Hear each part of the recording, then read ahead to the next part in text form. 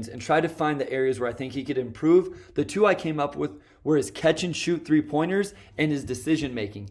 And as we go into these catch and shoot three-pointers, I do want to highlight he shot 36% from three with the Pistons. And honestly, maybe one of his strengths, maybe something I should have put in his strengths, was his off-the-dribble threes. I showed in that video him coming off some ball screens and hitting a long mid-range, quote-unquote mid-range, a two-pointer that looked pretty good. And so I did want to show those here as we go into what I'm talking about. But off the dribble, off this Plumlee ball screen looks really good stepping into that shot off the bounce. Some shooters really do, they're more comfortable, they're more fluid. You'll see here him take these extra steps and these dribbles to kind of get his momentum. You saw there he's kind of able to step into it. So that may be one of his strengths. Maybe I should have highlighted that more in the strengths, that off the dribble threes, he's pretty solid. But where I'd like to see him improve on his three-point shooting is when it's not those situations. So here you see a catch and shoot on a one more pass, not able to knock it down. Again, he shot 36%. So if he makes some of these, he's already making those off the dribble ones.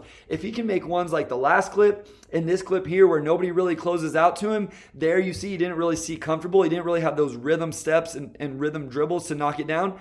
You know, he may be able to bump that percentage even more. I don't know. 36% was the highest of his career. Again, very small sample size. But if he could get up to 40%, making some tough ones off the dribble, again, maybe something I should have highlighted as a strength, all of a sudden he becomes a pretty efficient three-point shooter, obviously, at that rate.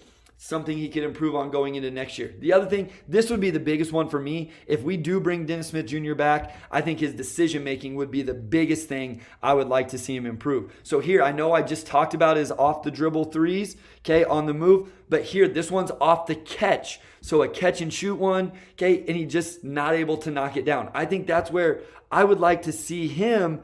Maybe even on this one, instead of floating to the three-point line, run to the rim. In his strengths, I talked about him at the rim. His explosiveness is still there.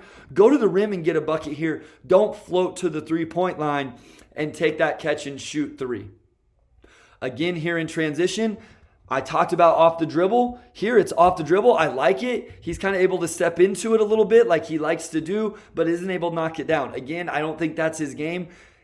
I like to see him attack the basket, I guess, or go get a shot for a teammate. I just think decision-making, it's not necessarily about turnovers, but decision-making on those two clips weren't great. And then here it is about creating for his teammates. So he gets in the lane, draws all these defenders. You have maybe our three best shooters, okay, Sadiq Bey, Jeremy Grant, Wayne Ellington on the three-point line, at least three of the best. This has to be a kick. And you find one of them, then there's a rotation, maybe a one more, another one more, whatever it is. He's only going to get the hockey assist possibly, but you have to pass that ball out to the perimeter and let one of those guys get an open shot. They would have figured it out and we would have got a bucket there. Here, okay, I highlighted his mid-range, utilizing ball screens, utilizes it here, snakes it. So what I'm going to say here is, instead of settling for this pull-up shot, attack this defender. Go by, use that explosiveness and athleticism to get to the rim. All right, he misses it short on a tough contested shot where I think he could have ended up getting all the way to the rim if he continues to attack.